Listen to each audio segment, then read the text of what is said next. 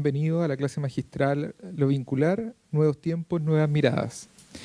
Saludamos en primer lugar a nuestros estudiantes, egresados, docentes, comunidad académica e invitados presentes, así como también a todas las personas que nos siguen a través de nuestro streaming, a través de Facebook Live. La Escuela de Psicología de la Universidad UNIAC, en su constante búsqueda y compromiso por la actualización teórica y técnica de nuestra disciplina, ha generado este espacio de reflexión con el objetivo de conocer y discutir nuevas formas de ir ampliando los conocimientos y buscando de esta manera respuestas a preguntas tan complejas como lo es el funcionamiento psíquico, sus vínculos y la importancia de ellos en la constitución del ser humano. Reconocer el mundo externo, la realidad externa, sus oportunidades, consecuencias y funciones es de vital importancia para ampliar la mirada intrapsíquica en la comprensión de este psiquismo humano y, a la vez, ir incorporando y transitando desde una metapsicología de una mente en una psicología que integre las relaciones reales, entre ellas la pareja y la familia en general. Esta tarea no es fácil.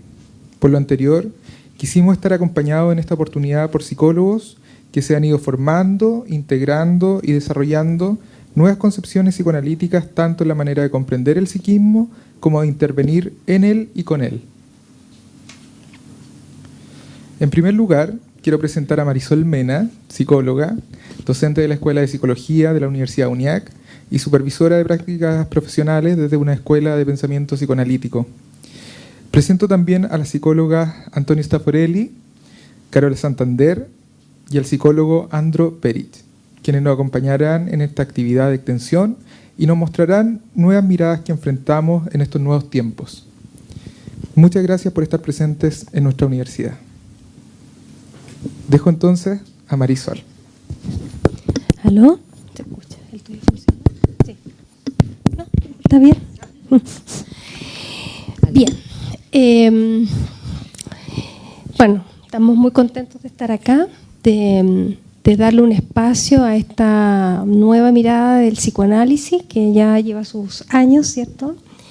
La verdad es que yo me introduje al psicoanálisis vincular en compañía de Antonia y del grupo que estamos formando acá, que hemos estado estudiando y ampliando la mirada con el fin de contribuir de mejor manera en el trabajo clínico. Vamos a comenzar haciendo una introducción, ¿ya? Para enmarcarnos un poco en el contexto en el que va surgiendo esta mirada de lo denominado psicoanálisis vincular, que se ubica dentro de lo que son los psicoanálisis intersubjetivos, ¿ya?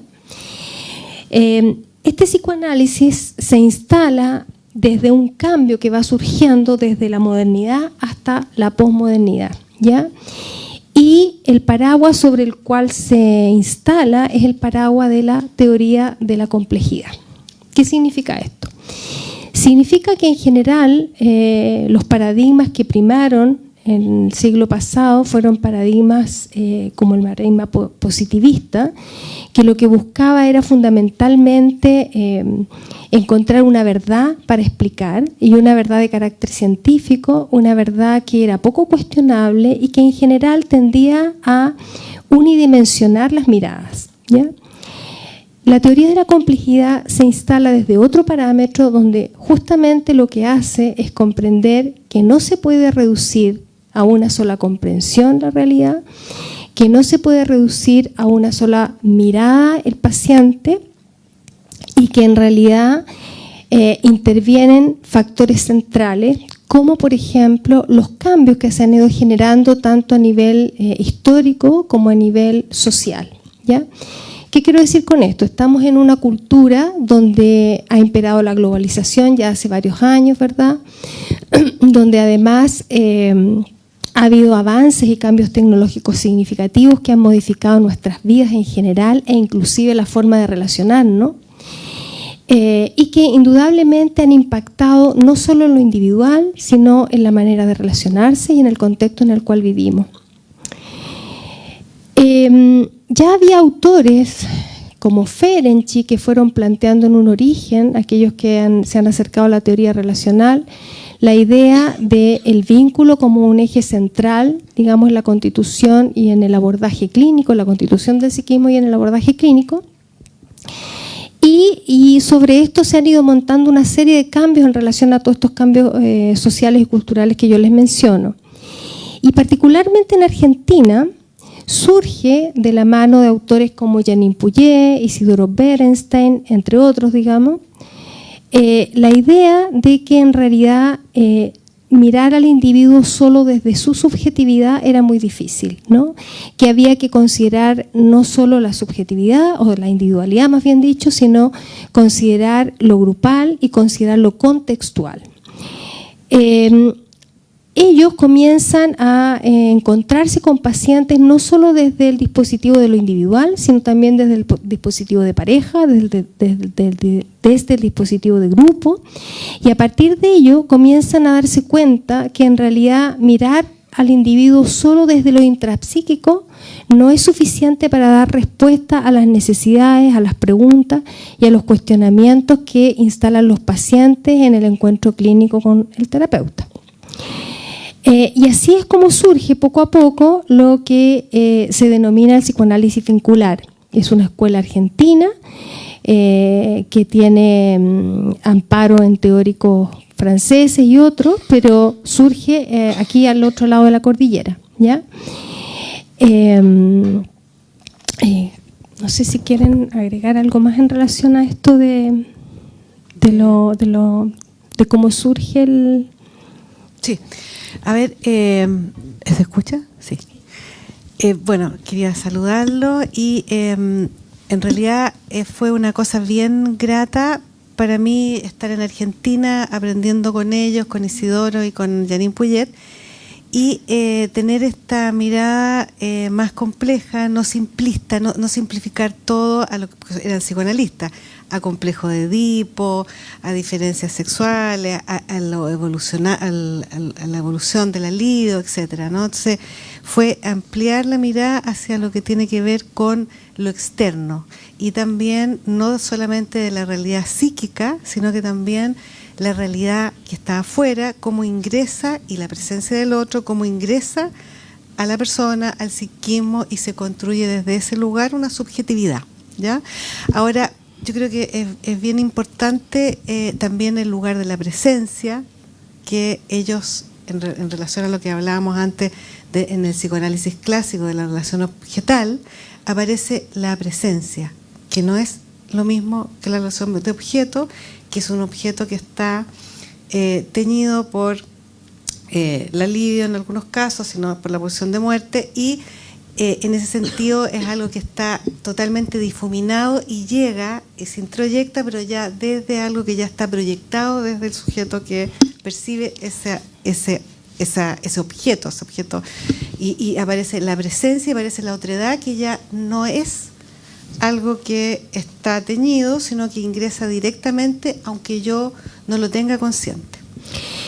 En relación a esto que señala Antonia, la verdad es que dentro de lo más clásico del psicoanálisis, la constitución del psiquismo estaba centrada fundamentalmente en temas como la pulsión de muerte, ¿verdad?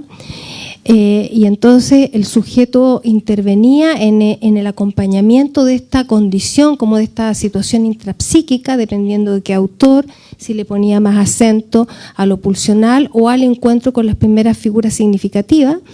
Pero lo que marca una diferencia central en relación a la teoría vincular tiene que ver con esto que señalaba Antonia, que es cómo el psiquismo finalmente, desde Berenstein y Pouget, se construye desde la subjetividad. Es decir, el encuentro con otro, esto que decía Antonia de la otredad, hace que se vaya constituyendo psiquismo, ¿ya? En general, la tendencia cuando nos relacionamos con un otro es a relacionarnos desde lo que nos es igual o desde lo que conocemos del otro, ¿ya? Si yo me identifico con el otro, ¿no? Si yo encuentro algo similar, entiendo que tengo un buen vínculo, por decirlo así, ¿no? Y es algo que en general uno lo ve, por ejemplo, en las consultas de pareja, ¿no? Cuando las parejas dicen, no, si cambió tanto, ya no es como era antes nos llevábamos bien, ahora es tan distinto, ¿no? Como si eso fuera un problema, ¿ya? El psicoanálisis vincular sostiene que en realidad eso es construcción de psiquismo, eso es construcción de vínculo, y que en realidad se está dando espacio a esta subjetividad, a esto nuevo, que se construye a lo largo de toda la vida, ¿ya?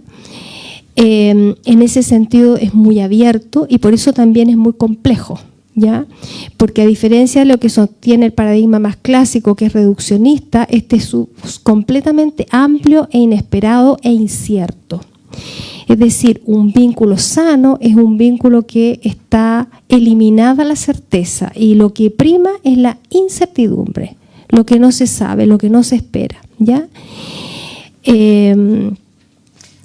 Eso sería bueno agregar, ¿no? Por ejemplo, todos los que estamos acá nos imaginamos, estábamos hablando, nos imaginamos que eran personas que iban a venir, que eran alumnos, después vimos como alumnos, digamos, de primero, y después empezamos a ver que eran otro tipo de personas, que algunos podían tener ya más experiencia, y probablemente a lo mejor también ustedes, y esto tiene que ver con la idea de la representación, tenían la idea que nosotros íbamos a ser así o asado, o íbamos a hablar de esto o lo otro, y en general el encuentro con el otro y lo vincular tiene que ver cómo yo me las arreglo con lo que es la frustración de la otredad, porque la otredad siempre va a impactar con lo que yo imagino, con lo que yo me represento, con lo que yo espero.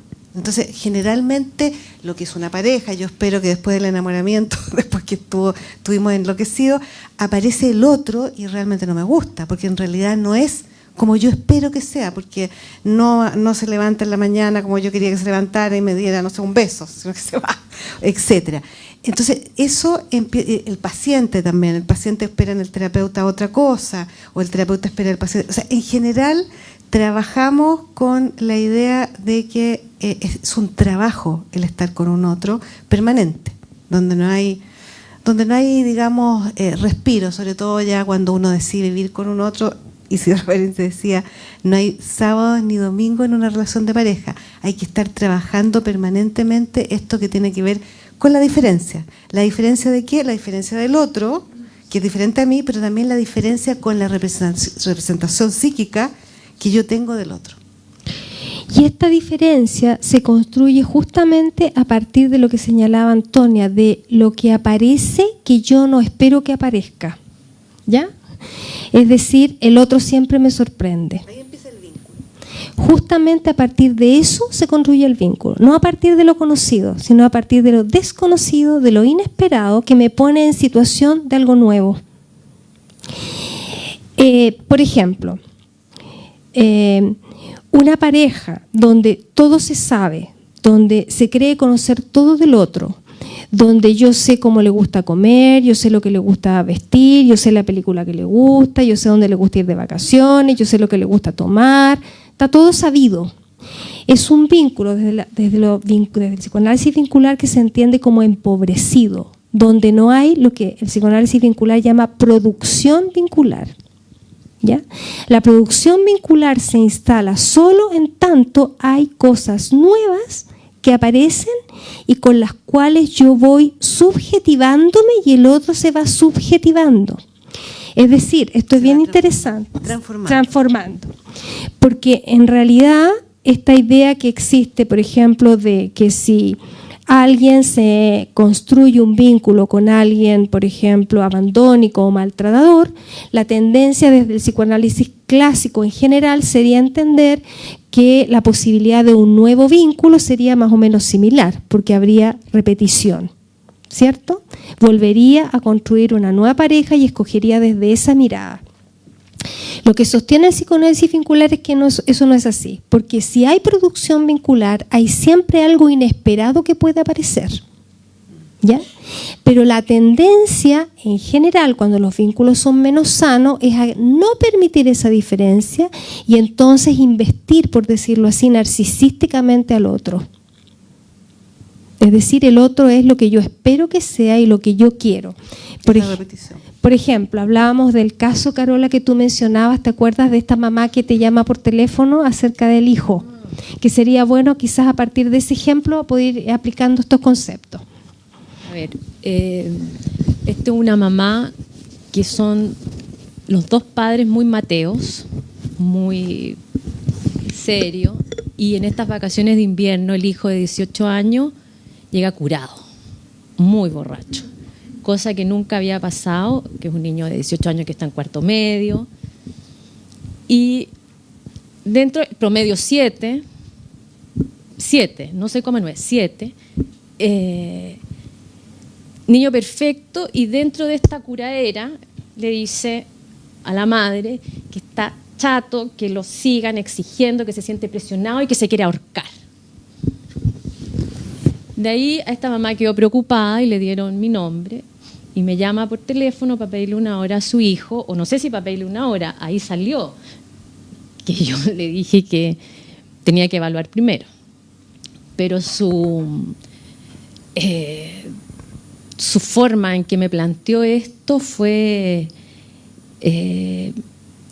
como que el hijo le había dicho al hijo: ¿cómo me pudiste hacer esto a mí? Llegar curado, ¿cómo nos has decepcionado? Y cuando uno escucha eso, uno queda un poco, ¿qué le están haciendo a ella? ¿Qué hijo es el que quiere ella, que no hizo match con el que tiene en su cabeza? ¿No? Que lo que dice la Janine Puyet es mucho diferenciar entre el otro real y el otro pensado. Y cuando este otro real y este otro pensado no hace match, es así, no hace match. Eso es un exceso. Y ese exceso es la otredad. ¿Y cómo se va a tramitar esa otredad? Es lo que tiene que ver con el trabajo vincular. Y es lo que va a generar complejidad, es lo que va a generar evolución. Entonces, el trabajo que tengo que partir ya haciendo con esta mamá, primero es aceptar que el hijo no es un proyecto narcisístico de ella.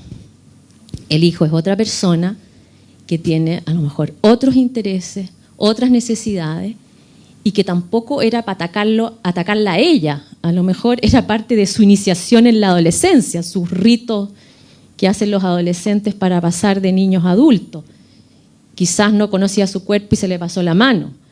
Bueno, tantas cosas que uno va a tener que ir viendo después en la clínica, pero yo creo que eso muestra un poco todas estas como decepciones del vínculo o desilusiones del vínculo que van a generar producción vincular, tramitar las diferencias y también crecer. Y eso también se va a dar en las parejas, que lo que yo pensaba del otro no calza con lo que yo quería de él, y ese también es otra desilusión. Entonces, parte de la relación vincular son muchos desencuentros que son normales. Ese es un vínculo normal, que tenga insatisfacciones, ¿no? Y eso es lo que se va trabajando.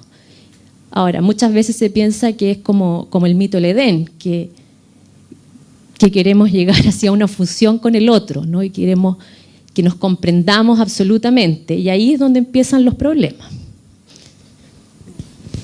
No sé quién más quiere hablar.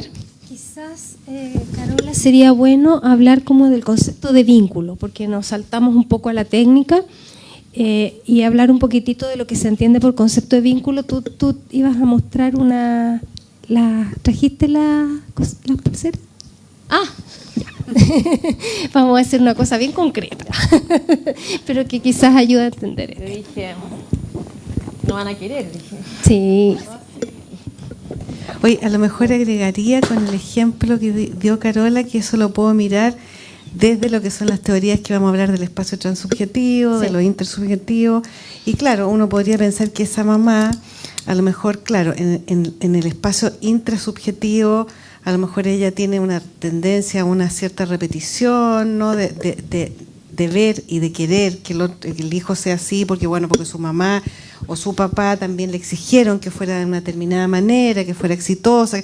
Entonces ahí entramos en el terreno tal vez de pensarlo así, pero también podemos pensarlo en el terreno intersubjetivo, como estás tú más bien planteándolo, o también por el terreno transubjetivo, que sería lo cultural, ¿no? En una sociedad actual donde es tan importante ser exitoso, donde es tan importante el dinero. Entonces ella también está permeada por esta cultura, y que eso también lo tengo que entrar a pensar, porque no vamos a decir esta mamá entonces es la culpable, la más enferma, sino que también es parte y es sujeto de una cultura que también va metiendo ciertos valores que tienen que ver con el ser exitoso, que tenga puras buenas notas, significa que a lo mejor va a entrar a una buena universidad, va a tener un buen trabajo, etcétera. Claro, pero también a partir de eso, de este hijo que trae este problema, que en el fondo es la exigencia de perfección, podríamos decir, quizás a través de él se libera toda la familia, ¿no? Se puede ir relajando toda esta familia, donde puede haber una mamá que también está muy exigida, en que cree que a lo mejor ser mamá, que tienen que ser sus hijos sin ninguna falla, sin ningún defecto, sin ninguna traba en el camino, ¿no? Entonces, que también pueda entender que esto es parte de y es algo normal y es algo necesario, quizás también la libera, la tranquiliza y va aceptando este devenir que es nuevo también para ella, porque siempre, yo sé que ella viene de una familia muy estricta, el marido también, que eso me lo dijo como antecedente en esta llamada de teléfono. Entonces esto le quiebra mucho el esquema, pero que a lo mejor va a ser bueno que les quiebra todo el esquema. Eso es lo novedoso del vínculo y lo que se puede, que intrínsecamente es transformador.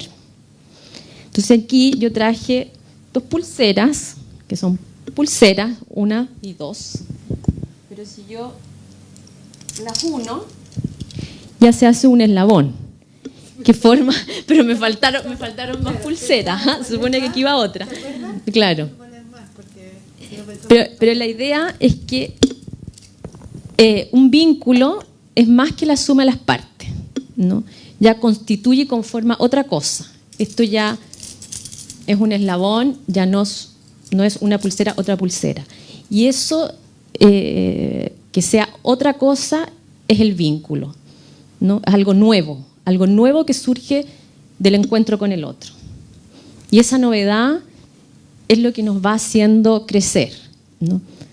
Aquí, desde este modelo vincular, se habla de la descomplejización del vínculo como algo, yo diría, negativo, ¿no? La idea es que se complejice y en la medida que se complejice va a haber más vitalidad, más creatividad, más deseo, ¿no? Eso diría yo con respecto a lo que es el vínculo, que se da entre 2 o más personas, que tiene un elemento transformador y que es una co-construcción. Entonces también un poco esto despatologiza de repente a los padres o a uno de los miembros de una pareja, porque es algo que se construye entre 2. O sea, si el hijo descarriado es porque algo se ha dado en la relación entre ellos, pero no es el padre que lo crió mal, ¿no? También el hijo trae algo que hizo que enganchar así, ¿no? Entonces se habla de responsabilidades compartidas y ahí se va viendo cómo se puede describir ese vínculo, ¿no? Hay vínculos agresivos, hay vínculos culposos. Y ahí eso es lo que uno va trabajando, va tratando de entender de qué tipo de vínculo se va tratando. No sé. Y también lo otro que creo que es importante, que no todo del otro vamos a entender, así como no todo de nosotros mismos entendemos, hay una opacidad que no vamos a entender todo del otro, así como tampoco nosotros nos conocemos plenamente, claro, a cabalidad. Y eso es parte de una frustración que es lo que nos hace pensar, ir por más. Por ejemplo, puede ser que nos desenvolvamos de una manera en el lugar que vivimos habitualmente y si nos encontramos en un viaje, en un crucero, no sé qué, vamos a actuar de otra manera. ¿Ya? Eso tiene que ver con este aspecto que menciona de la opacidad, que puede aparecer o no puede aparecer, o sea, nunca nos vamos a conocer completamente. Ahora, algo del psicoanálisis clásico decía esto cuando hablaba del inconsciente, ¿verdad? Que siempre va a haber un aspecto desconocido, pero esto alude más allá que eso, porque tiene que ver con el encuentro con el otro, ¿ya?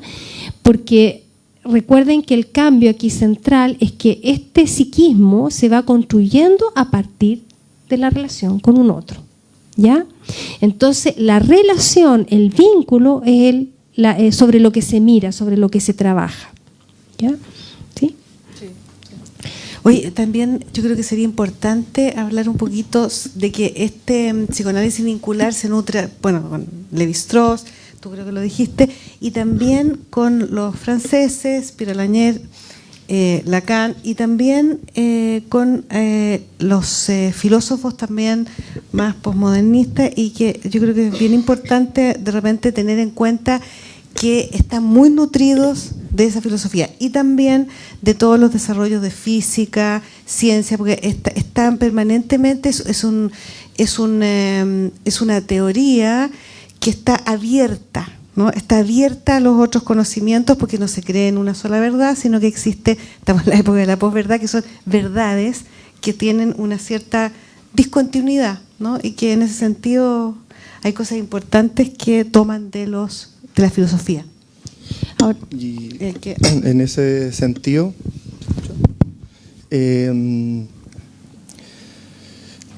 lo que hace Berenstein y Puget es que van a partir de algunos desarrollos de la psicología social, donde con Pichon-Rivière o Bleger se complejiza un poco este psicoanálisis más tradicional y se meten elementos de teoría social o de subjetividad social,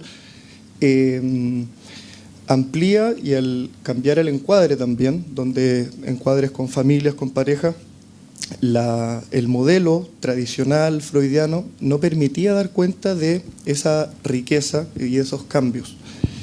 Entonces, si bien Puget va en ciertas etapas haciendo algunas modificaciones de su noción de vínculo y distinguiéndola de, por ejemplo, la escuela francesa, Caes o otros, se va tomando lo que ella llama como una transdisciplinariedad, ¿no?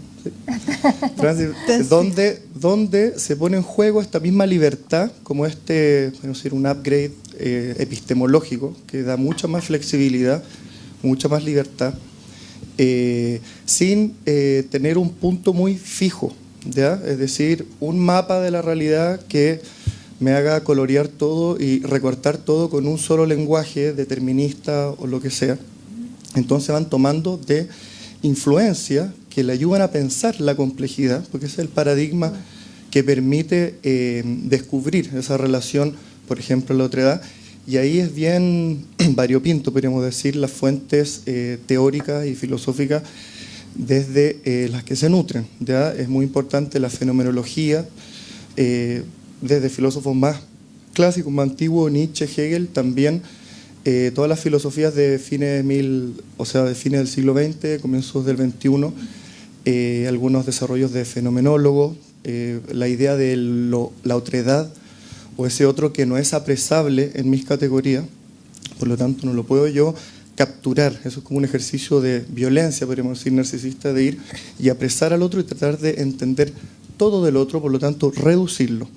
La idea o las epistemologías desde las que se nutren estos autores permiten justamente estar abierto a eso nuevo, a esa complejidad, a esa novedad. Está, por ejemplo, Jean-Luc Nancy, en el tema del otro es muy importante Levinas, la biopolítica, también toman harto de filosofía más social, podríamos decir, más contemporánea, Giorgio Agamben, mencioné Levinas, Lévi-Strauss, pero hartos filósofos franceses también, donde integra parte de estas filosofías que incluyen una posibilidad de pensar lo social y una libertad menos determinista, podríamos decir. Entonces, y lo enriquecedor, a mi juicio, es que hacen puentes entre estos distintos autores, distinta epistemología, a veces distintas nociones de vínculo,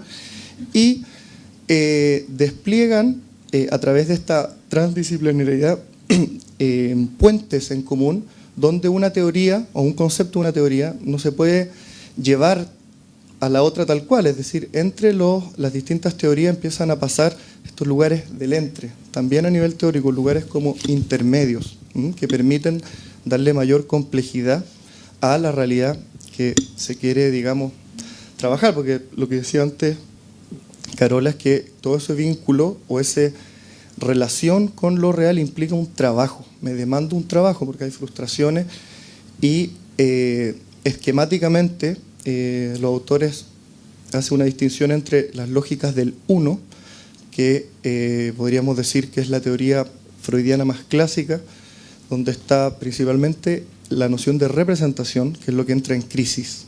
Eso es, en filosofía, digamos, del siglo XX, entra en crisis la misma noción de representación y la relación de objeto, el narcisismo, la pulsión, todos esos conceptos van a quedar más del lado de lo intrasubjetivo. Y de lo que se trata es que esta lógica, porque no es que la desconozcan, no es que tampoco los psicoanalistas vinculares solo piensen desde estos filósofos más contemporáneos, sino que conviven de algún modo en distintos niveles estas dos lógicas, están como superpuestas y en esa relación se complejizan aún más.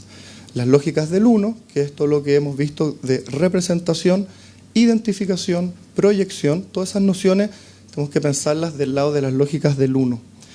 Y las lógicas de dos, que es lo que se da entre, conviven con esas lógicas del uno y le aportan mucha más riqueza, complejidad, y ahí podríamos pensar donde ciertos conceptos nuevos que van a tomar, así como Freud se sirvió, por ejemplo, del modelo óptico o de cierta ciencia de la época para tomar modelos e incorporarlos al psicoanálisis, también estuvo influenciado por lo transcultural, por la literatura, por Nietzsche, por algunos filósofos. Estos autores van a tomar algunas nociones que son más útiles para pensar las clínicas actuales, con estos nuevos encuadres, con esta nueva complejidad, todo lo que también mencionaron antes sobre el mundo virtual, cómo eso va también cambiando y va obligando a pensar de otros modos, que nos permitan dar cuenta mejor del trabajo y no quedar encerrados, digamos, desde una óptica o unos anteojos que ya reducen mucho la realidad. Entonces, es relevante en estas lógicas de dos, las nociones, por ejemplo, de incertidumbre o la noción de caos, que también estuvo esa idea bien presente. Que vienen de la física. De la física, claro, la noción de lo azaroso, de lo impredecible, de esa novedad, y todo lo que tiene que ver con los efectos de presencia. Es decir, los efectos de presencia o cuando no es un otro representado, fantaseado, sino que está ahí la pareja o ahí la familia y empiezan a pasar cosas, es un mundo siempre nuevo, es un mundo siempre novedoso que no nos permite reducirlo a nuestras nociones clásicas, podríamos decir. Entonces, una epistemología que toma de distintas fuentes que permiten darle más libertad a el modo en cómo se hace clínica y requiere un trabajo constante también de estar de algún modo dispuestos o abiertos a pensar en esta novedad, en esto impredecible, en todo lo que tiene que ver con esa otredad. Por ejemplo, se ha criticado algunos encuadres kleinianos, por ejemplo, que el mismo encuadre generaba lo que uno quería buscar, digamos. Entonces, como podríamos pensar que son como circuitos cerrados, ¿no? Como falacia, porque ya desde mi modelo yo voy a ir a encontrar lo que yo quiero encontrar y el setting va a generar eso mismo y lo nombro y me ciego un poco teóricamente a ver esta novedad. Entonces, con el aporte de esta filosofía, la fenomenología, filosofía francesa, Foucault, se le da mucha más riqueza al material clínico y sigue conviviendo también con nociones más clásicas o intrapsíquicas, psicoanalíticas clásicas. No, es que yo creo que la general es bien importante en términos de, lo hemos pensado muchas veces, que nunca hay que olvidarse que son teorías, ¿no? Y a veces lo que a veces pecan las teorías es que se quedan medias cristalizadas y que no van evolucionando. Entonces, la teoría psicoanalítica clásica a veces se ha criticado mucho porque queda cristalizada en cosas que de alguna manera fueron descubiertas casi por azar, por Freud, porque le gustaba, por ejemplo, atender en diván porque él le complicaba, ¿no? Mirar al paciente tantas horas, y después eso se convirtió en un fetiche, como que era algo que hay que hacer, porque sí, pero no nadie sabe por qué se hacía o si servía o no. Entonces, estas teorías yo creo que han ido también muy de la mano a ver otras maneras de mirar la realidad, de estar abiertas también a la ciencia y estar abiertas a enriquecerse por distintos lados. También se habla mucho de, claro, lo que es ¿cómo se llama? Otra cosa fundamental en psicoanálisis se llama todo lo que tiene que ver con ¿cómo se llama? Se me olvidó en este minuto. ¿Ah? No sé en qué está. No, estaba pensando. Bueno, pero el punto es que es mantener esta idea de que puede ingresar lo novedoso, puedo ingresarlo y puedo también siempre tenerlo en una duda, en un cuestionamiento permanente. Eso. Bueno, aquí hubo una opacidad. Claro, sí. ¿No? A propósito de cuando Antonia me pregunta qué, yo en realidad no sé lo que estás pensando, ¿no? Eso es parte de los vínculos y está siempre presente, ¿no? No sé si sería bueno detenernos un poquito en estos tres espacios psíquicos, que yo creo que han ido quedando más o menos claros. Rescatar un poco esto que decía Andro en relación a que no es que el psicoanálisis vincular vaya a desechar el psicoanálisis clásico, ¿ya? Sino que lo integra, lo enriquece, lo nutre y nos plantea desafíos como clínicos también, ¿no? Nuevos desafíos y nuevos recursos. Y por eso mismo es que en toda producción vincular que ya vimos que generaba subjetividad, lo que les mencionaba antes, siempre va a existir una parte consciente y una parte inconsciente, eso siempre va a estar presente, ¿no? Y en esta comprensión del psiquismo, cuando nosotros como terapeutas vinculares o psicoanalistas vinculares, vamos a considerar siempre estos tres espacios que se les llama espacios heterólogos porque son tres espacios que están superponiéndose permanentemente en cualquier tipo de relación que nosotros tengamos, ¿no? En cualquier encuentro, que tiene que ver con lo transubjetivo, que es aquello que atraviesa, por ejemplo, la dictadura en Chile, ¿ya? Una guerra, ¿no? Una cesantía de un padre, ¿no? Marisol, el machismo. El machismo, ahora que está tan de moda, que ha generado tanta revolución, ¿no? Pensando en ese video que se hizo viral, sí. Seguramente lo han visto, así que no se los lo voy a hacer cortito. Ese que sale un padre y un hijo, iban en un auto, chocan, el padre muere, el hijo llega gravemente herido, llaman a un eminente neurocirujano a atender a este hijo. Y dice, no puedo operarlo yo porque es mi hijo. Todos pensamos, ¿cómo puede ser esto? Pensando que si el padre murió, ¿cómo va a ser esto? ¿No? Y nadie piensa que es la madre la eminente neurocirujano, ¿no? O sea, les tengo que soplar el resultado, no, pero en el fondo eso también es cómo nos permea el machismo y no nos damos ni cuenta, que está como en un inconsciente que no es el inconsciente reprimido, sino que es el inconsciente de las creencias, de las ideas, que nos entran así de entrada, desde nuestras madres y lo transgeneracional que viene desde la cultura en que uno está inserto. Sí, había un ejemplo que se usa mucho que es como que lo transubjetivo es como el aire que respiramos, o sea, no pensamos qué tipo de aire es, si está más o menos malo, bueno, al menos que se ponga muy, muy malo, que decimos, muy tóxico, hay mucho smog, pero en general no estamos conscientes del aire que respiramos y esa es la cultura que nos envuelve y nos baña desde, digamos, y entra a través, se dice, de la mamada, ¿no? El pecho y la leche también están totalmente teñidos por la cultura. Y también es importante que nos estamos subjetivando desde estos tres espacios.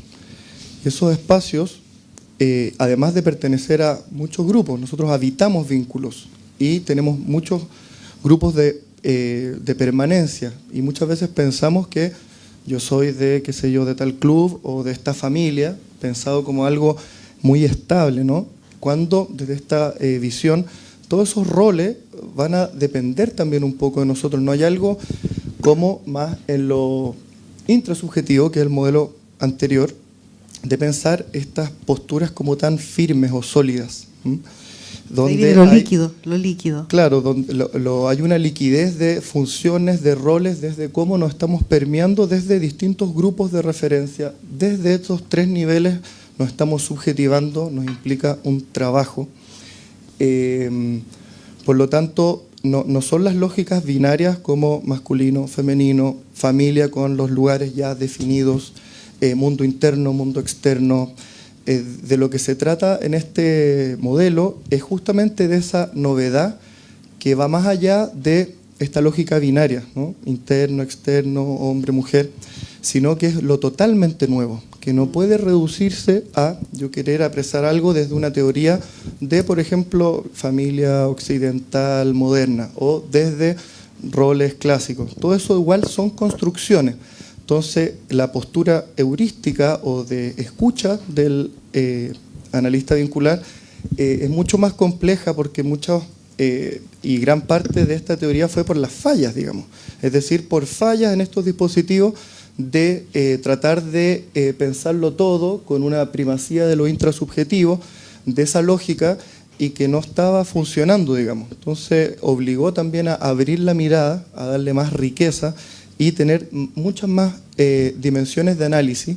Lo complejo es cómo integrar estos distintos espacios en el analista, que es parte del trabajo para después hacer intervenciones acorde a estas complejidades y no quedarse solo, por ejemplo, en la interpretación, sino a veces tener presentes sus efectos de presencia o uno como persona y estar atento a muchas más variables de la complejidad que implica estar en estos encuadres. Yo creo que en ese sentido se aumentan las herramientas, ¿no? La caja de herramientas como que se amplía.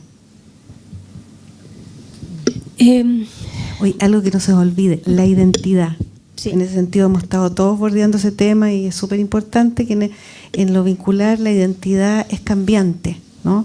Depende en qué pertenencia estoy, en qué lugar estoy, soy de una determinada manera. También se habla, por ejemplo, en lo coloquial, hoy esta pareja que tuvo esta persona parece que tuvo buena mano porque está bien bonita, o está bien, le hizo bien, tuvo buena. Y eso habla de que cada pareja o cada relación provoca algo diferente. Entonces no es la mirada de que entonces, bueno, si a ti te fue mal con esta persona, significa que te va a ir mal con esta otra, con esta otra, con esta otra. Entonces, porque ahí se está pensando en el modelo del uno y de la repetición, ¿no? Y lo que decía Andrés es súper importante en términos de la posibilidad que da este modelo de ver el cambio psíquico desde otras perspectivas, con otras complejidades y poder usar otras herramientas. Retomando algunas cosas, quizá sería bueno hablar de estos conceptos que hemos ido mencionando, que están aquí puestos, digamos. Ya mencionó Andro algo sobre la diferencia entre mundo interno y mundo externo, esta dualidad, ¿no? El concepto de presencia y de ausencia, ¿ya? El concepto de presencia alude cómo el otro viene a impactar con lo que él trae, que puede ser inesperado, lo que les mencionábamos delante, ¿no? Que siempre es así, ¿ya? Por ejemplo, no sé, hasta que el terapeuta haya llegado tarde porque le tocó un taco, ¿ya? Nosotros entendemos desde lo más clásico la importancia del encuadre, la importancia del setting, de mantenerlo igual para facilitar que se despliegue la transferencia, ¿verdad? Interpretar la transferencia, etcétera. Bueno, aquí este hecho, que es un hecho que tiene que ver con un contexto, va a aparecer azarosamente creando un acontecimiento nuevo. Un acontecimiento que va a impactar al paciente no solamente desde la transferencia, es decir, no solamente, usted se olvidó de mí como lo hacía mi papá, como podríamos decir desde una interpretación más clásica, ¿no? Sino que es una oportunidad también para pensar el efecto que puede tener esto en el paciente como algo concreto y real que está ocurriendo. Pero ese efecto de presencia va de la mano también del efecto de ausencia, es decir, cómo la no presencia del otro también permite construir, ¿no? Psiquismo, ¿ya? Y eso tiene que ver también con el concepto que hablábamos delante, que tiene que ver con el concepto de representación, ¿no? está presente. O sea, cuando hablamos del impacto de lo vincular, de la subjetividad, cómo se va construyendo, no estamos negando que haya representaciones en relación a lo masculino, representación en relación a lo que es un hijo, representación en relación a lo que cada uno esperaba de esta charla, por ejemplo, y con lo que se encontraron. Eso también está en juego, ¿no? Está dentro del mapa, claro. Está, exacto, dentro del mapa. Pero lo que se hace en general, claro, no es aumentar ese espacio intrasubjetivo, ¿no?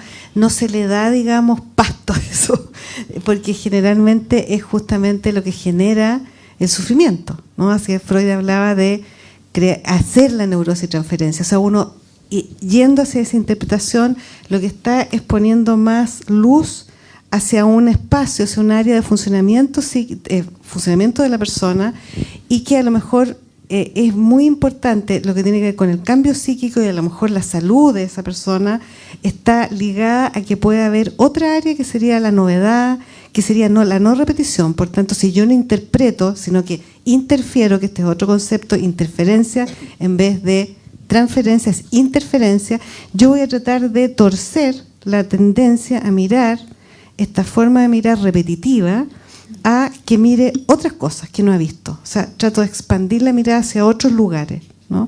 Y en ese sentido la teoría está ligada a crear un espacio de mayor complejidad, de menos pobreza, y voy a tener en ese sentido otra técnica que va a empezar a funcionar, que vamos a tratar de dar algunos ejemplos.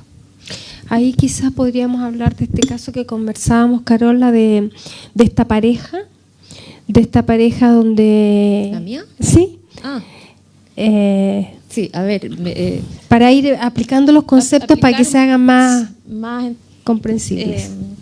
Más fácil de entender. A ver, me llegó un paciente, hombre, que venía con problemas en su relación de pareja. Se sentía descalificado por su mujer, que todo le encontraba malo, le criticaba todo, que era un lento, que...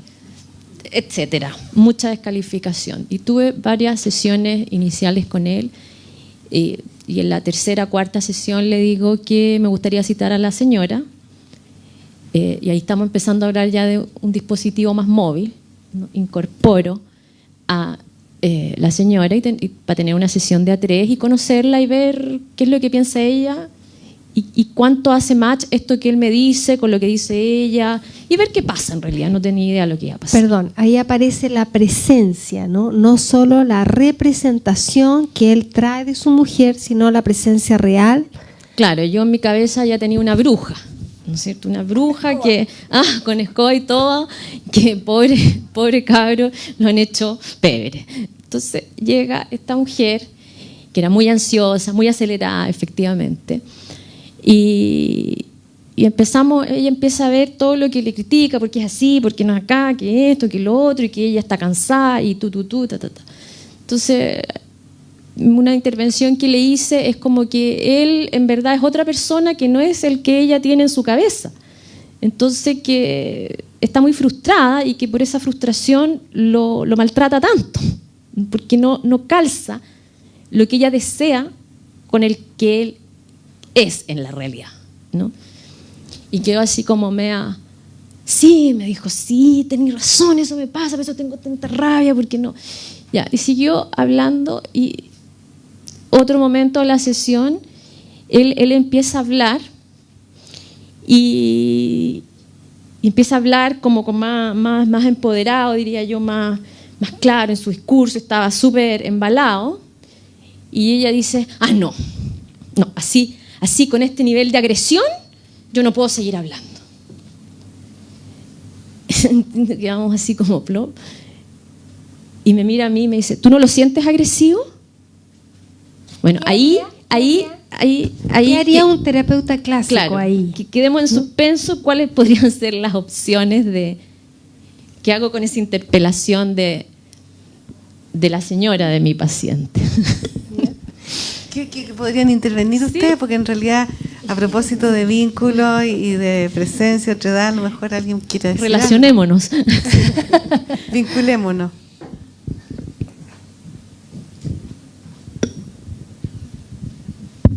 ¿Alguien se le ocurre qué podría decir un terapeuta clásico? Cuando dice ella, ¿qué es lo que dice? Dice... así no puedo seguir así no puedo conversando seguir. porque Entonces, ¿qué diría el terapeuta? está muy agresivo. ¿Qué sería típico de lo que diría un terapeuta ahí? Clásico.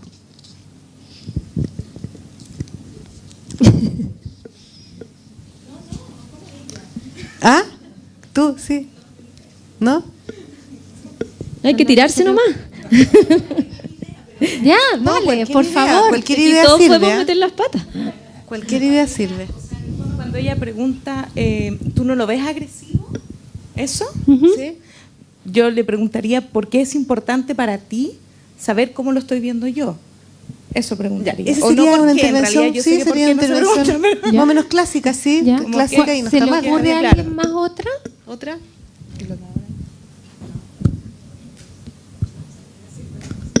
Yo le mostraría en realidad que está utilizando un mecanismo de proyección quizá en esta agresión que ella ve cuando yo no estoy viendo eso, ¿no? Desde la figura del Señor. Entonces trataría como de mostrarle un poco como ella en realidad está mirando algo que quizás está más dentro de ella. O sea, desde lo intrapsíquico, ¿no? Intersubjetivo, claro, está Claro. súper bien. Ya. ¿Sí? Bueno, quizás... Ay, ella quiere también. Sí, por favor. Yo me imagino una pregunta, si ella me dice, ¿tú te fijas que él está agresivo? ¿Te fijas? Yo creo que le diría, si yo te dijera que sí, ¿te sentirías tú más tranquila? Por ejemplo. Eso es lo que me imagino. Ahora, en todas esas intervenciones, ¿verdad? No veamos qué dijo Carol. Ya, ya, dale. Vamos a ver la intervención de la colega acá. Vamos a ver, le pone Bueno, nota. como la paciente a mí me descolocó, porque en verdad, Pero tú estás acostumbrada porque eres vincular. claro, pero igual ocurre esa turbación que, ¿dónde vio lo agresivo? Entonces quedé en ese impacto de que no calzaba lo que yo veía con lo que ella veía. Y le digo, a mí no me parece que está agresivo, me parece enfático. Y eso produjo otra producción que fue a partir de que ellos en su vida más íntima no podían comunicarse porque ella inmediatamente sentía lo que él decía. Cuando él se empoderaba, dejaba de estar castrado, por decirlo así, ella encontraba que era agresivo. O sea, cuando él hacía un rol más clásicamente masculino, más penetrante, encontraba que era muy agresivo y hasta ahí nomás quedaban las conversaciones. Entonces él, para evitar el conflicto, dejaba de decir lo que le molestaba y en el fondo este vínculo se estaba comenzando a descomplejizar, ¿no? A empobrecer, a ser poco vital, a distanciarse. Y A él ver, cuando poco llegó, deseo. claro, y él cuando llegó como que estoy pensando ya irme de la casa. Y lo que hizo la Carola entonces es interferencia. Exacto. Ella interfirió desde su subjetividad, no de sujeto supuesto saber, sino que en general de un sujeto, de otro sujeto, porque tratamos de trabajar no tanto en lo que es O sea, del aquí y ahora de la relación Claro. que se estaba dando y una opinión. Yo fíjate, no. O sea, opinión. aparece la persona. claro, como yo la veía, la percibía en ese momento y fui coherente con eso. Claro, se No intenta entré a trabajar una no, interpretación. no con esta simetría que se trabajaba, se trabaja un poco en otra en una cosa más simétrica. Y al agregar esa apreciación, introduce también novedad. Algo pasa, algo le pasa al pololo o marido escuchando eso, algo le pasa también a ella escuchando eso, que genera probablemente, una hipótesis obviamente, ella cada vez que él empezaba a subir el tono, ella veía más de lo mismo. Entonces, al estar viendo eso, como la repetición, ver más de lo mismo, se obtura la posibilidad de encontrarse con una novedad. Que el enojo de hoy día es un distinto al de ayer, que fue en otro contexto, que habían más personas o habían menos personas. Todo eso va a estar nutriendo también eso totalmente nuevo que siempre está. Pero cuando ella parte y al tiro identifica el punto del núcleo traumático, qué sé yo, más de lo mismo, y se impide ver cualquier otra novedad que estuviera surgiendo de ese tono enfático de él o cualquier otra cosa, Y cosas no escucharlo. verbales o cualquier nivel de análisis. Escucharlo, Y porque escuchar a lo mejor algo lo nuevo descalifica. en ese enojo, escuchar algo nuevo también. Lo otro importante, antes que se me olvide, es también que ahí hay una función del testigo, que se llama, ¿no? El testigo como un tercero que da como una sensación de realidad a lo que está ocurriendo, ¿no? Como que confirma o valida lo que está ocurriendo en ese minuto, que también es una función importante dentro de la terapia. Del clínico. Oye, estaba pensando, a propósito se me ocurrió que esto es, incluiste desde lo individual, pasaste a terapia vincular de pareja, y también pasa algo contrario. Por ejemplo, yo he atendido pareja y que de repente en la situación se empieza a trabajar un rato. Por ejemplo, estoy pensando en una pareja de hace poco, y de repente ella empieza a relatar que tenía una guaguita que le estaba dando pecho, y ya llegaba ya 3, 4 años dándole pecho. Entonces de repente como que empezó a aparecer algo que me empezó a llamar mucho la atención, y había problema de pareja, había problema de intimidad, etcétera. Entonces le dije, ¿sabes qué? Que quisiera hablar contigo individualmente, porque ahí él empezó a decir que en realidad no tenía espacio, etcétera. Quería hablar contigo, y la cité a ella.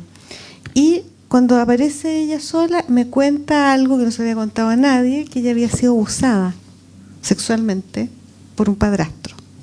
Entonces empezó a aparecer toda una temática que tuvo que trabajar, se está haciendo trabajar, que es más intrasubjetiva, pero también intersubjetiva, que tiene que ver con que ella, al sufrir, digamos, este trauma, ella empezó a activar una cantidad de, digamos, empezó a construir una personalidad muy ligada a eso, y después en la relación de pareja, ella a la hija la tenía ahí como con el pecho, de alguna manera la mantenía controlada, y así ella sentía que no iba a sufrir este descuido, porque fue en realidad un descuido el que ella tuvo, por eso tuvo por parte de la madre, tuvo este abuso que tuvo por muchos años. Entonces, lo que les quiero decir que en realidad no significa que tú no vas a trabajar cosas también traumáticas, o también cosas que también están ligadas a lo que es la proyección, la repetición, pero se va a ampliar la caja de herramientas. Y se saca el marido de encima. ¿Ella? Claro, poniendo a la guagua al medio. Claro, porque para ella, es que el marido para dándole pecho ella, hasta los 4 años. O sea, el marido era un ya posible abusador. A propósito de la transferencia, a propósito de la repetición, para ella era el posible abusador de su hija, ¿no? Y también el abusador de ella. Bueno, todo eso sirve, si no estamos diciendo que no sirve lo que descubrió Freud. Lo que pasa es que Freud descubrió lo que pudo descubrir en la vida que tuvo, que no Y sigue en la viviendo. época que vivió. Y en la época que vivió, porque en la época que vivió también lo marcó mucho. Bueno, y cuando se rigidizan los modelos, por eso entramos a esta era como de la complejidad.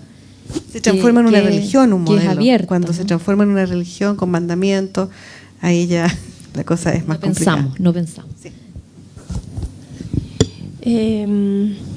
Y pregunta. Bueno, quizá rescatar un poquitito el tema como de cómo se entiende desde lo vincular lo patológico. Yo creo que se ha ido mencionando, pero en general tiene que ver con estos aspectos, que es reducir la novedad, que es empobrecer el vínculo, que es la idea de completud con el otro y de conocerlo completamente, y por lo tanto un vínculo más desde lo narcisístico, ¿verdad? Donde no hay espacio para lo otro, para lo distinto. Creo que eso sería en términos generales, ¿no? Quizás esto también es importante, que ya también se ha mencionado, que si entendemos entonces que la construcción de subjetividad sea en el vínculo, también funcionamos, como decía Carola adelante en algún momento, desde la noción más bien de responsabilidad, ¿ya?, que de culpa, ¿ya? Eso es bien importante, porque la culpa en realidad finalmente nos deja mirándonos a nosotros mismos desde lo que hicimos mal, y no facilita la posibilidad de construir algo nuevo, ¿ya? En cambio, la responsabilidad nos otorga la posibilidad del cambio, porque somos responsables de lo que ocurre, lo que ocurrió, lo que podría ocurrir. ¿ya? Parcialmente responsable. Parcialmente, Claro. porque tiene que ver con algo que se construye con todos los involucrados, ¿no? Hasta la sociedad, Hasta la sociedad, exacto. del momento, que uno de alguna manera es sujeto. Ujú. Eso. ¿Sí? ¿Pregunta les parece? ¿Comentarios? ¿O algún caso que quisieran ver?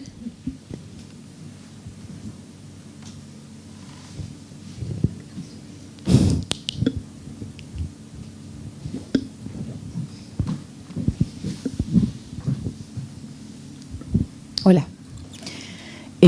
Dado que integran en el fondo la terapia de pareja en este modo vincular, desde lo que han podido ustedes tener como práctica, poder entender cuándo ustedes consideran, como desde la posición del testigo, que un vínculo en el fondo ya está agotado y tiene como pocas posibilidades ya de reconstruirse, de incorporar esta cosa como más creativa, etcétera.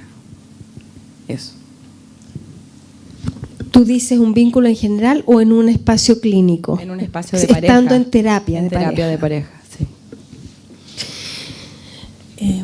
No sé, lo podemos ir complementando. Sí, pues lo vamos complementando. Pero- Yo creo, sí. Es que yo creo que es bien difícil esta pregunta que tú haces. ¿Ah? Es caso a caso, no se puede generalizar mucho, pero a mí me ha tocado casos así y realmente es una decisión que se provoca ahí en el vínculo y puede ser de uno. O sea, cuando hay uno que ya de alguna manera piensa que no, por ejemplo, ya no quiere, no se proyecta, que ya siente que se agotó algo, incluso también estoy pensando en teorías del apego, ¿no? Que se rompieron aspectos muy importantes que son tan ligados a lo que es importante en un apego.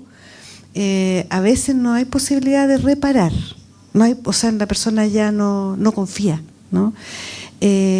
Igual es súper importante, por ejemplo, en los casos de lo que me ha tocado a mí, la infidelidad, por ejemplo, no es tanto un tema que podría ser algo que entonces es índice de que esa relación de pareja no va a poder continuar. Porque eso se puede trabajar muy bien desde el esquema vincular, ¿no? Como algo que de alguna manera se construyó en conjunto, no se culpa solamente al que fue el infiel, sino que algo pasó en esta relación de pareja que construyó no una infidelidad, sino que un necesitar que uno de ellos saliera hacia afuera por algo que está pasando en la relación. Entonces eso hay que hacerlo con mucho cuidado, porque la persona que fue la que se siente la víctima, si uno parte, digamos, con interpretaciones no interpretaciones, sino que con una mirada muy hacia allá, puede no sentirse empatizada, puede sentirse enojada y dice, esta persona no me entiende para nada. Pero en el fondo uno va mostrando que hay una cierta responsabilidad en esto que ocurre, ¿no? A ver, con eso podemos sacar de así como inmediatamente de que eso podría ser un factor donde la pareja no tiene remedio. No. Hay otros factores que están muy ligados a lo que te hablé, como de que se ha vulnerado algo muy ligado a lo que tiene que ver con la confianza y con que hay una relación de apego ahí que fue rota por algo que realmente no vio el otro y a veces no hay posibilidad. O sea, esa es mi impresión, ¿eh? Me ha tocado y realmente es triste, pero hay que acompañar a veces un rato también a lo que es la desvinculación. La desvinculación es un proceso que también puede acompañarse de un tratamiento vincular. Pero Y también desde este como modelo, paradigma, como se trata de la complejidad, hay siempre un devenir, y ese devenir es impredecible. No lo sabe el terapeuta, no lo saben los partener.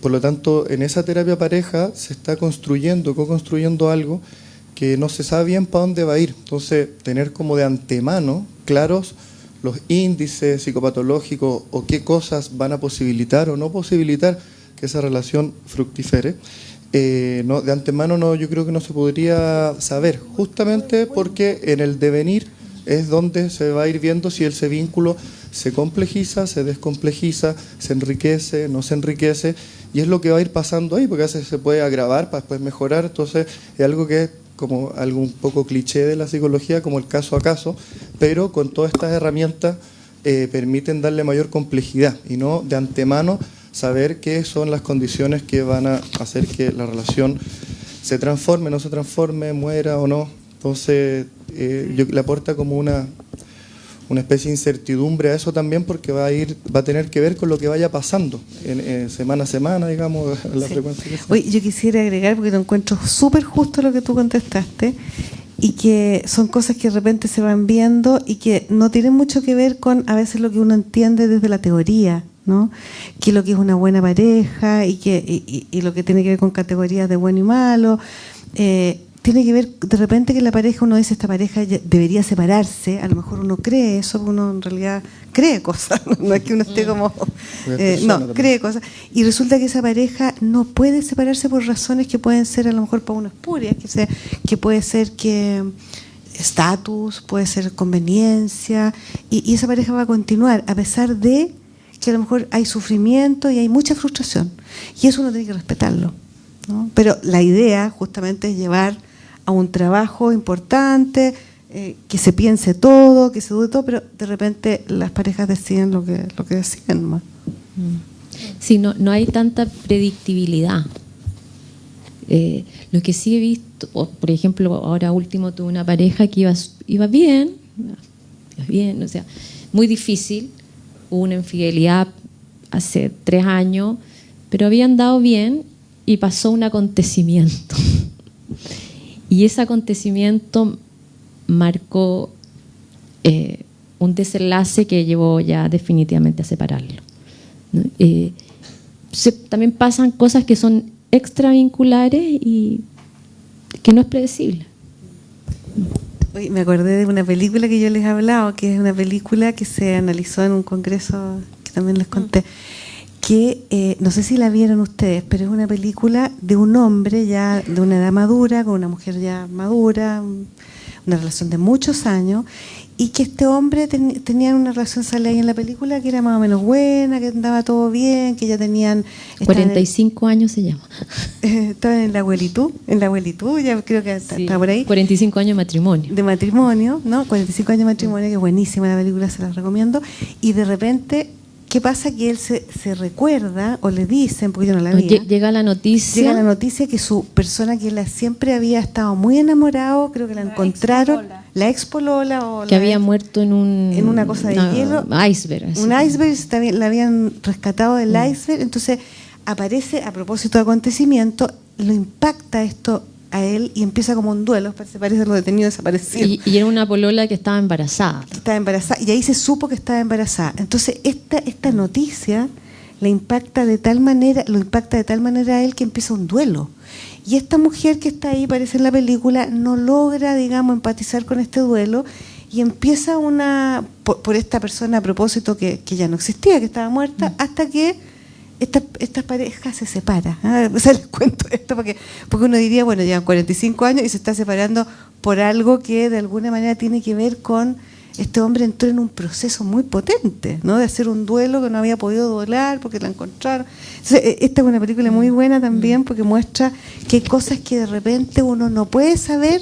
Uno dice, uy, con esta persona me llevo regi para toda la vida, y eso también dentro de la teoría vincular aparece, que uno no puede saber. O sea, está lo que es la incertidumbre pura, ¿no?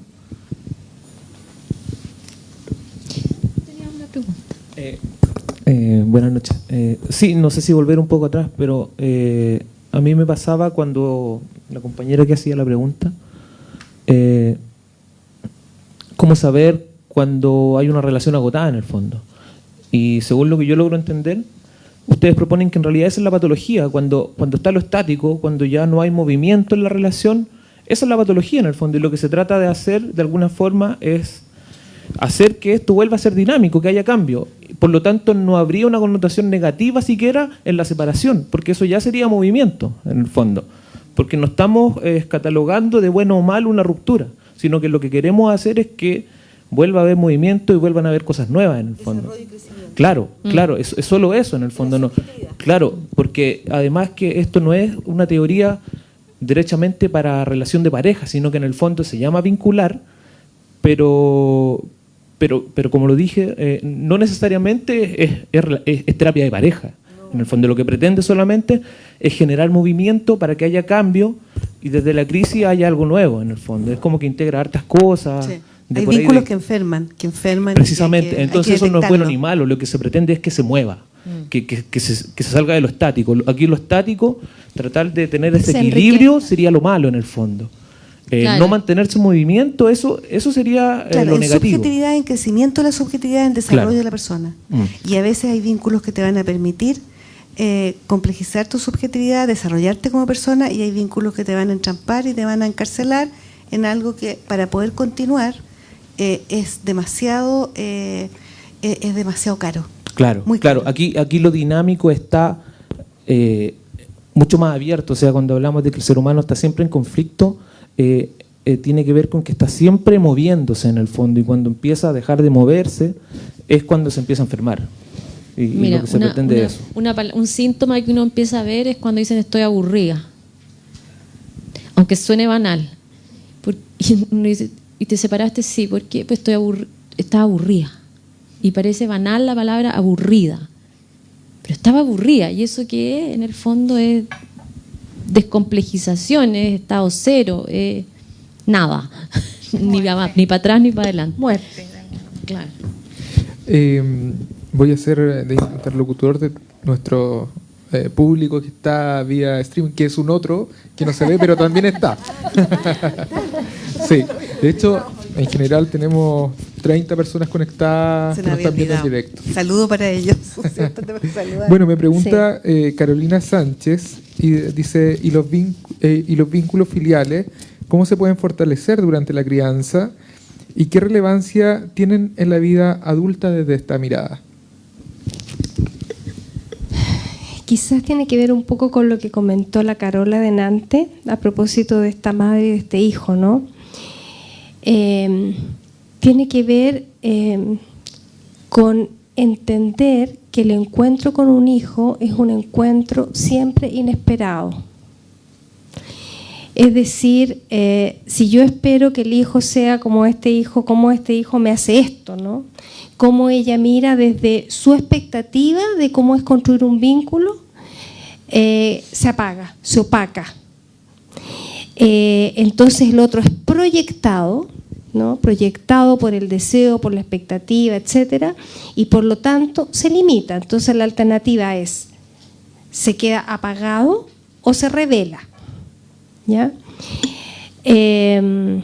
No sé, quizás sirve un poco contar esto de una paciente que les comentaba en la tarde, de una paciente que llega justamente, la madre pide la hora y la pide porque dice que ella es un árbol que da mucha sombra, ¿ya? Y da tanta sombra que ella tiene mucho miedo que su hija en el fondo se amolde o se someta siempre a las relaciones que vaya construyendo en el futuro. Es una chica que no había pololeado nunca, de 20 años, y es primera vez que pololea, pero la madre se encarga de que cada vez que quiere salir con el pololo, la invita a alguna cosa y le impide que vea al pololo, por ejemplo, ¿ya? Entonces, yo había tenido algunas entrevistas, nomás no habíamos iniciado la terapia todavía, y la madre estaba muy molesta, a pesar de que yo no había intervenido mucho, digamos, clínicamente todavía no, porque esta chica le estaba empezando a contestar, ¿ya? Entonces, en la sesión que hice de evolución con AMBA, les comentaba en la tarde, la chica entra y lo primero que dice, mamá, yo quiero que tú te comprometas ahora a que no me vas a quitar a la Marisol. ¿Ya? La Marisol yo voy a seguir, te guste o no te guste, y si no me voy a conseguir plata, pero tienes que comprometerte porque me amenazas permanentemente. Ahí, a ver, no soy yo, sino que es el espacio de la diferencia, ¿no? Bueno, y a esta madre obviamente le cuesta mucho, hay que hacer un trabajo bien arduo, pero es una chica de 20 años que en realidad es muy, muy, muy infantil, ¿no? Ha estado opacada por esta mamá, ¿no?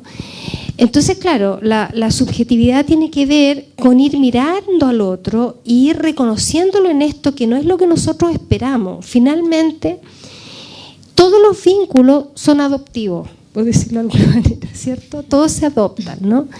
Y eso requiere encontrarse con esto que yo no espero, esto que no me gusta, y darle espacio a eso. Y eso en realidad en el vínculo parento-filial es de una gran complejidad, ¿no?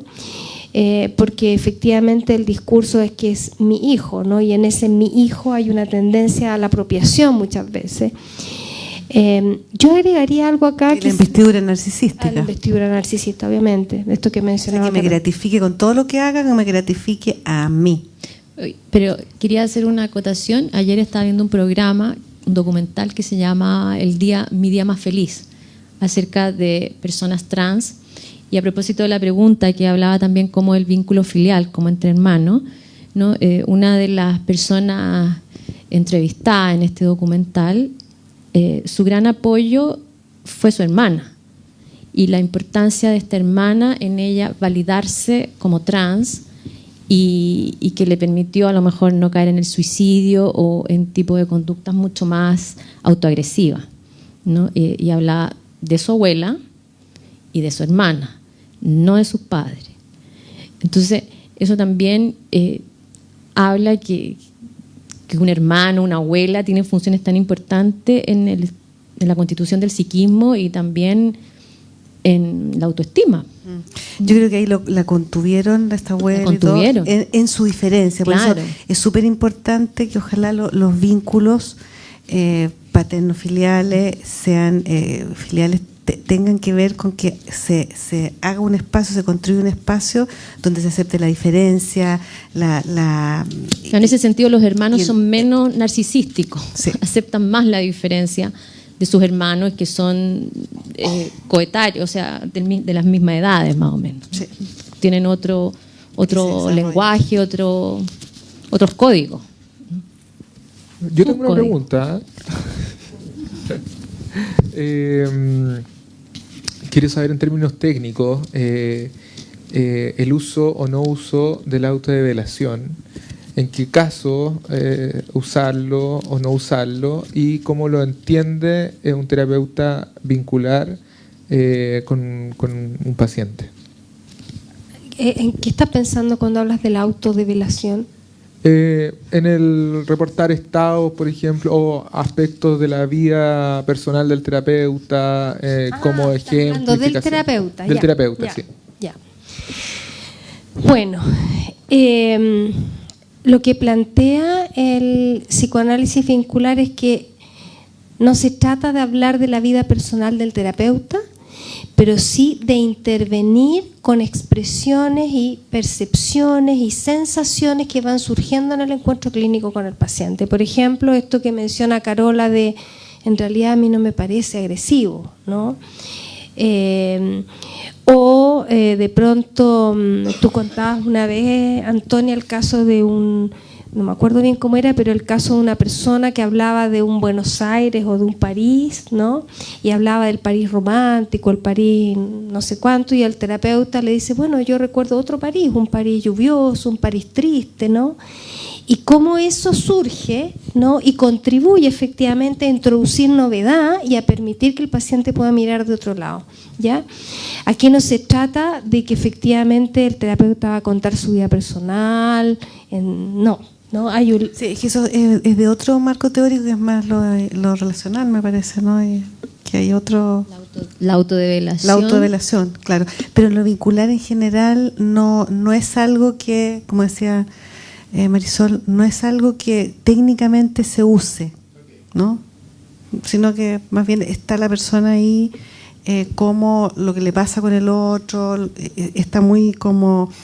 de alguna manera como lo que hablábamos hoy día, ¿no? Que es como la persona, ¿no? Como una persona. ¿Y hay reconocimiento en términos transferenciales y contratransferenciales? ¿O esto va a generar algo nuevo que ya no va a ser a lo mejor llamado transferencia contra transferencia? Claro, No, en general es la transferencia y la contratransferencia ocurren, pero no es algo que se va a enfocar. Se va a enfocar en el tratamiento vincular, se va a enfocar justamente en la interferencia y salir de la repetición, salir a lo novedoso y dar posibilidades y herramientas para que los pacientes salgan hacia la novedad, salgan de la repetición. Entonces no se influye, porque Berenstein decía, cuando uno hace una interpretación transferencial está de alguna manera llevando a la persona que ese espacio de repetición se ha aumentado. Es como que él lo hablaba como de las huellas, ahora se podría hablar en las terapias ahora más, no sé, porque que están ligadas a la neurociencia, que tú la red repetitiva la agrandas, la expandes. ¿Quieres hacer una pregunta? No. Otra pregunta. Tenemos una en Facebook. Yo no la leo, Ceci, si puedes leerla tú.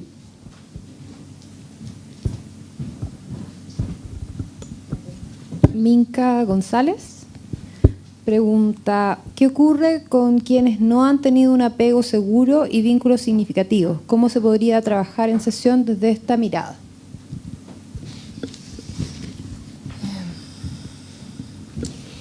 Como entendemos que el vínculo es el que construye subjetividad y lo que esperamos, la posibilidad de un encuentro con un terapeuta que le permita construir una nueva subjetividad no va a limitar, o sea, no va a estar interferida o no va a estar impedida por una experiencia original compleja.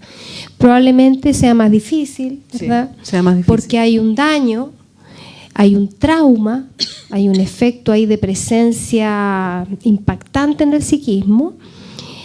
Por eso también es importante quizá entender que un vínculo como este es un vínculo en el que tiene que haber confianza. O sea, cuando Carola, por ejemplo, hace la intervención que hace con la paciente y le dice yo no creo que en realidad sea agresivo, el que pueda la paciente recibir eso significa que hay un espacio que se ha construido también donde hay un espacio para esta interrelación.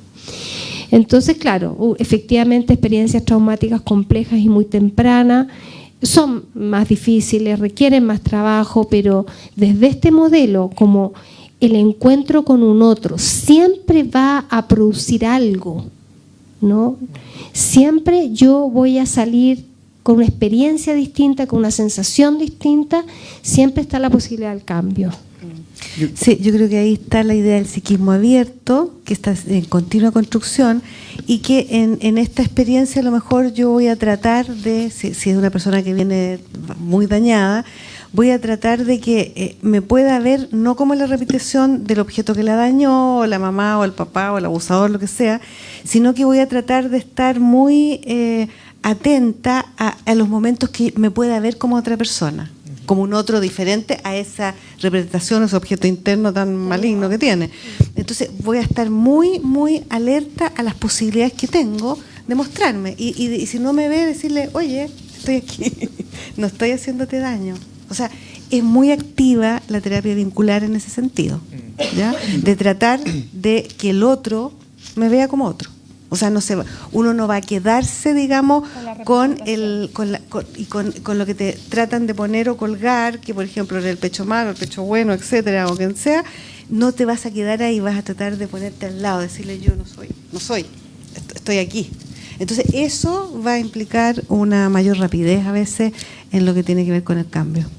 Y no se piensa tanto en términos de determinismo. Además que tampoco es que uno tenga un solo tipo de apego, tiene una combinación de los 4 o las subdivisiones de apego, y así como pasa con las parejas, también en el enganche terapéutico va a haber un devenir donde quizás se va a privilegiar los aspectos de apego más seguro, por ejemplo, con ese terapeuta o con otro. Y algo que quedó pendiente antes, que la idea de que también el vínculo tiene un costo, así como los lacanianos hablan del pago del analista, también el estar en un vínculo tiene un costo. Y depende cómo se vayan desplegando, por ejemplo, desde la teoría del apego, eso con el terapeuta es lo que va a ir dando como esta sensación de lo nuevo, de eso que se va a ir co-construyendo, pero no va a estar determinado de antes, como que todos los terapeutas que se le pasen por delante va a ser la repetición de ese tipo de transferencia o de ese tipo de apego. Bien, no sé si una última pregunta antes de dar el cierre. ¿No? Bien. Ha sido un gusto, un agrado tenerlo en esta instancia. Le agradezco a nombre de la Escuela de Psicología de la Universidad haber estado presente. Creo que ha sido muy interesante escucharlo. Esto podría durar 4 horas más, ¿cierto? Vamos a hacer un curso, así que no se preocupen. Entonces, bueno, agradecerle a todos, agradecer también a las personas que nos siguieron a través de streaming, a través de Facebook Live, y a los asistentes, ¿cierto? Que hay egresados, profesores y estudiantes, además de invitados, ¿cierto? De convenios de práctica profesional, por esta rica experiencia. Así que muchas gracias, Marisol, muchas gracias, Antonia, Andro y Carola. Muchas gracias por estar acá. Gracias a ti Gracias. por la invitación y bueno, la idea en realidad es ir nutriendo y enriqueciendo nuestra práctica clínica, ¿no? Así que todo lo nuevo, bienvenido. Sí, Bien. muchas gracias. Todo, Muchas gracias. todo muy entretenido. Sí, Qué ojalá bueno. haya sido un aporte. De todas maneras, Nosotros nos entretuvimos, por lo menos aquí. muchas gracias.